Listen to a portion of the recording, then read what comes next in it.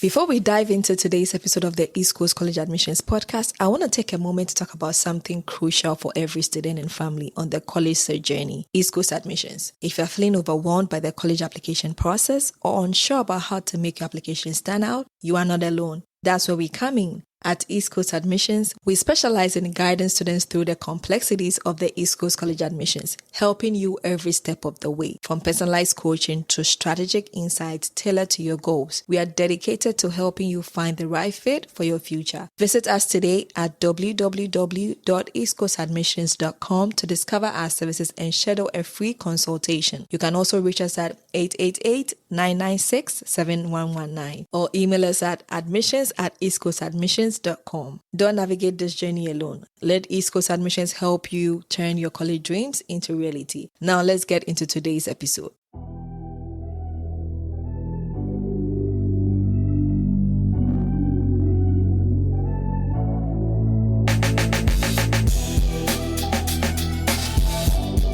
Hello and welcome to the East Coast College Admissions Podcast. I'm your host Cleopatra and I'm so excited about this episode. The college admissions process is full of twists and turns, and for many students, landing on the waitlist is one of the most confusing and stressful parts of the journey. But what if I told you there are strategies to improve your chances of getting off the waitlist while staying true to ethical and innovative admissions practices? Today, we are joined by Teege Mettille, an admissions expert and author of the Admissions Counselor Malaise, a thought-provoking guide to addressing systematic issues in admissions. Teege has worked extensively with admissions teams to improve processes, including waitlist strategies, and is here to share his insights with us.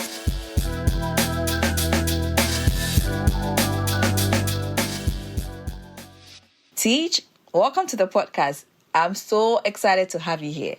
Well, thank you so much, Cleopatra. I am thrilled to be here, and to your audience, thank you for taking time to listen to our conversation today. I am looking forward to it. Looking forward to it as well. Teege, before we dive into today's topic, can you tell us a little bit about your background and what inspired you to write the Admissions Counselor Malaise? Sure, absolutely. So my background is almost entirely college admissions professionally. I started as an admissions counselor and kind of worked my way up. Became assistant director, associate director, then a director, dean, vice president of enrollment, et cetera. At a number of institutions, all small private liberal arts institutions, where I saw a wide range of selectivity approaches and admissions strategies. So that's my background. What inspired me to write the book, The Admissions Counselor Malaise, and I think it can touch back to waitlist strategies rather well, is the college admissions profession has been having a pretty significant and serious staff morale, I call it a crisis, for quite some time. And I think the malaise, the admissions counselor malaise, reflects a growing sense from admissions counselors that their work is not having the meaning and value it once had. And I propose a series of strategies on how to help them get that back in the book. Your work sheds light on many critical issues in admissions. I know our listeners, students and families, also admissions professionals alike, will benefit from your perspective. So I wanted to start with the basics. For students who may not fully understand the waitlist process, can you explain what it means to be waitlisted and what colleges use waitlists for?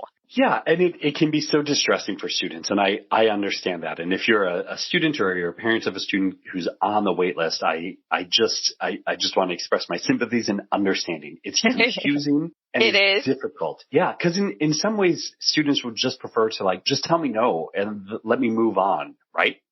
Exactly.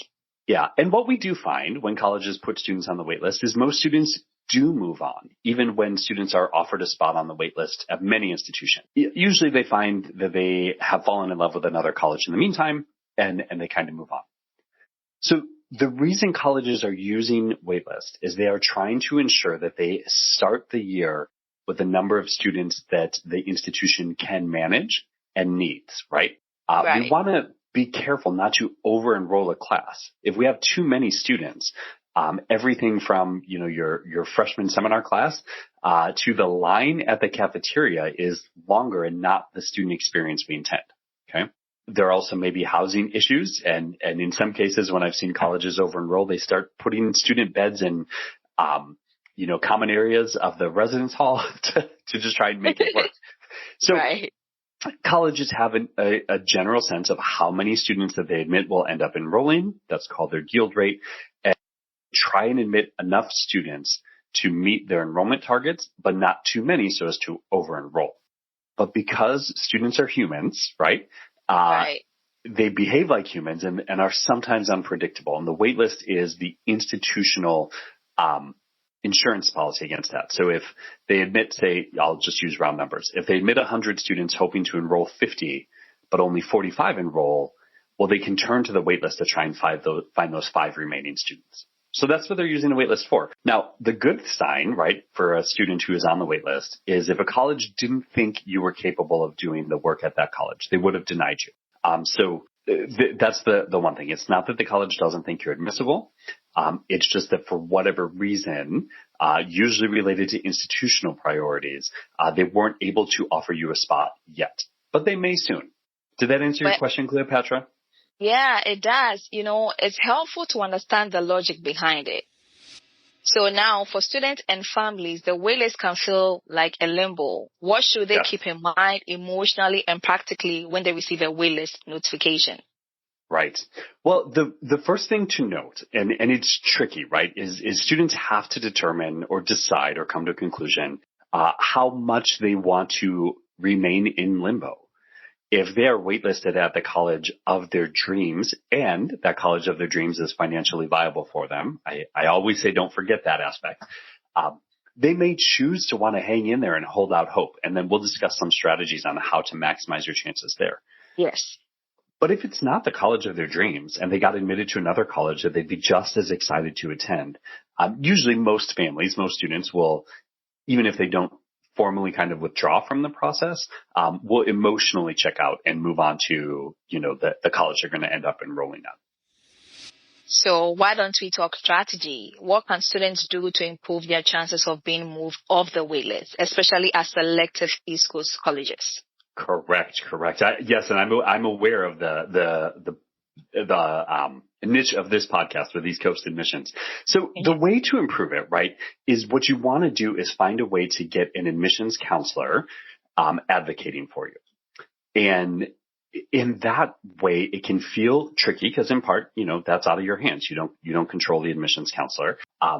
So you want to reach out and be sure to clearly demonstrate that you remain interested despite being on the wait list. And that's going to come not just from accepting your position on the wait list. Most students will accept the position on the wait list. But it's going to come from continuing to provide additional materials and information to the college to kind of bolster your application as a student for that institution.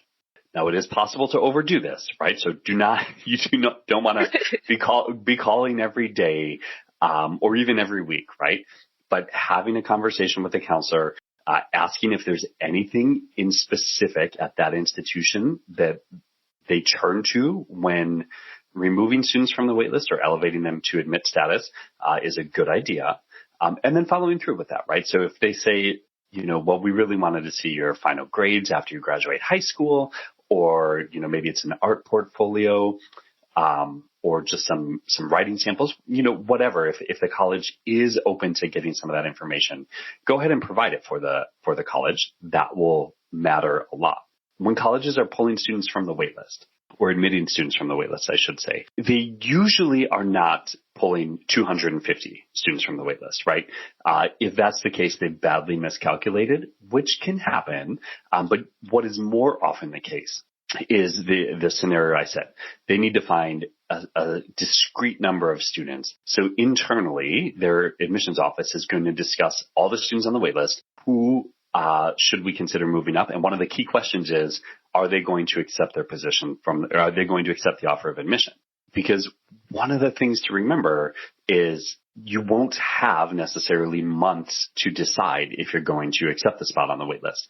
You might hear on a Monday, they might give you a week. Sometimes that's even a generous time frame, right? They might give you 2 days.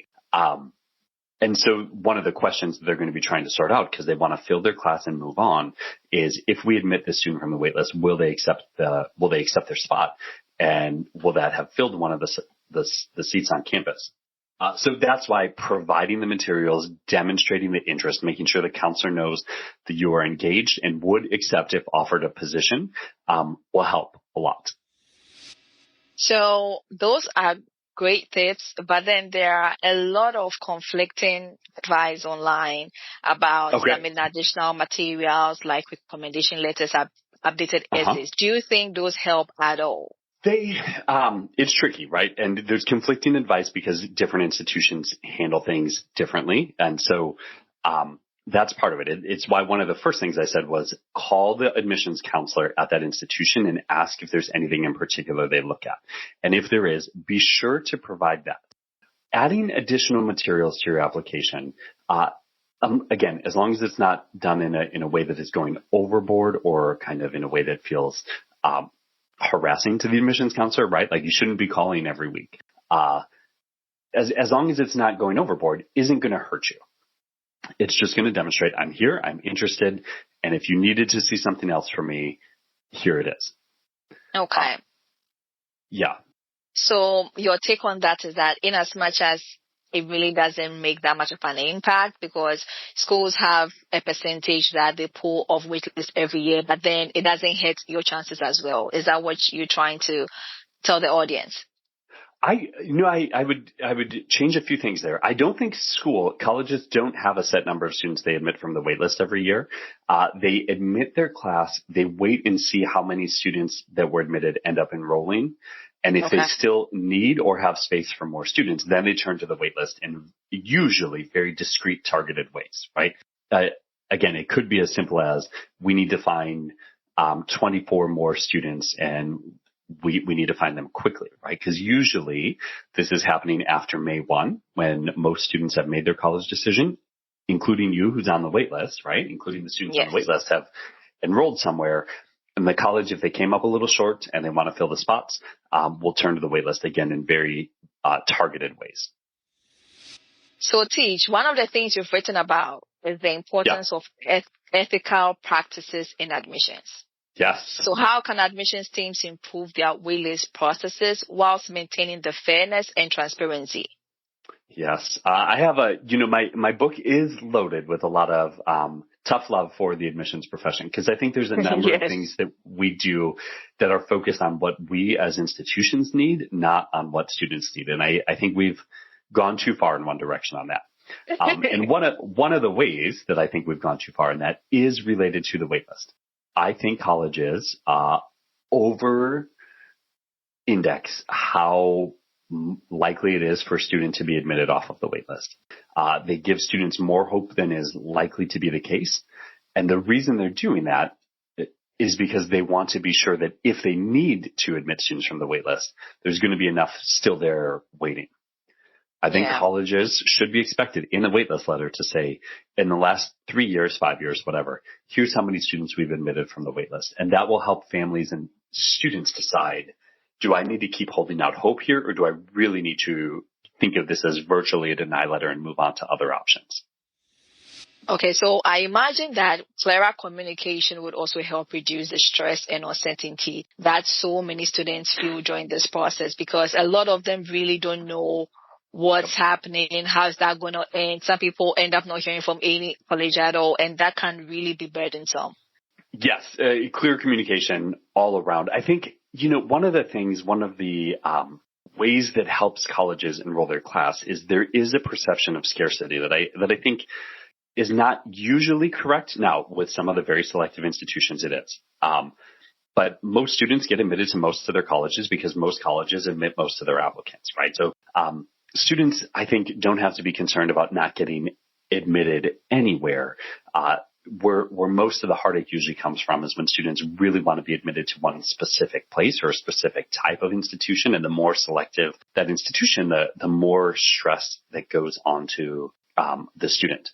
If colleges, I think colleges, when they review an applicant, I think especially of the very, very highly selective colleges that are admitting less than 10% of their students, I think the majority of their applicants, they can know when they read it that we're never going to admit the students. And I think they should tell the student right away, right?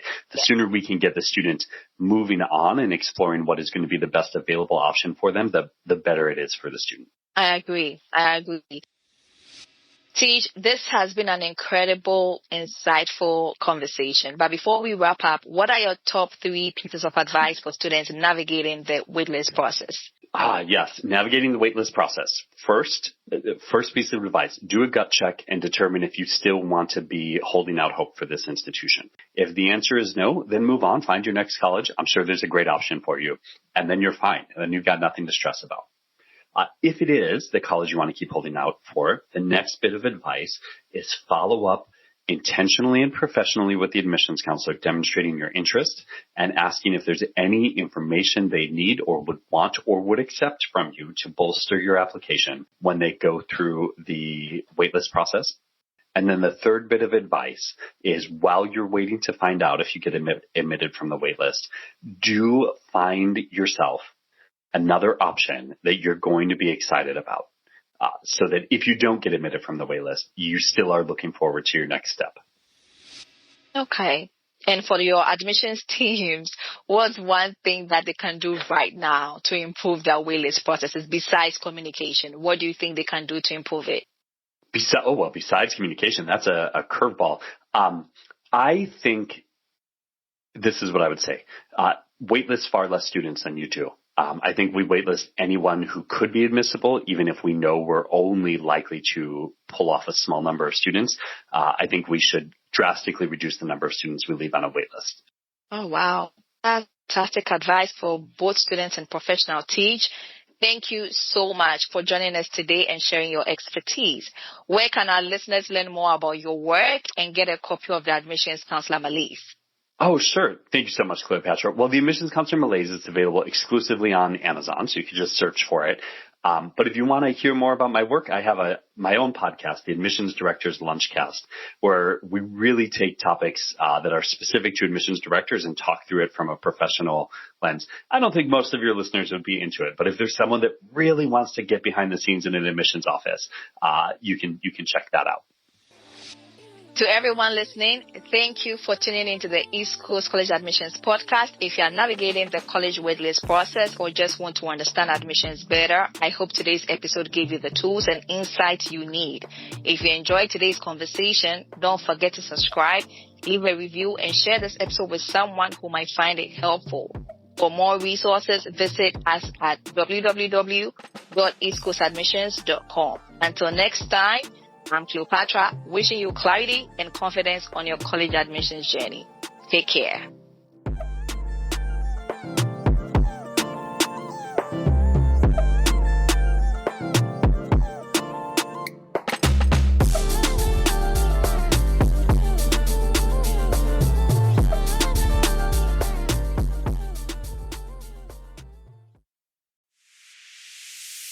Thanks for sticking around for another episode of the East Coast College Admissions Podcast. Before we wrap up, I want to remind you about East Coast College Admissions. If you are feeling the pressure of college admissions or want to ensure you are making the best choices for your future, we are here to help. At East Coast Admissions, our team offers personalized guidance tailored to your unique needs. From crafting standout essays to navigating financial aid, we've got you covered. Visit us at www.eastcoastadmissions.com to learn more about our services and to schedule your free consultation. Got questions? Feel free to call us at 888-996-7119 or email us at admissions@eastcoastadmissions.com. Don't leave your college future to chance. Let East Coast Admissions help you succeed. Thanks again for listening, and I'll catch you in the next episode.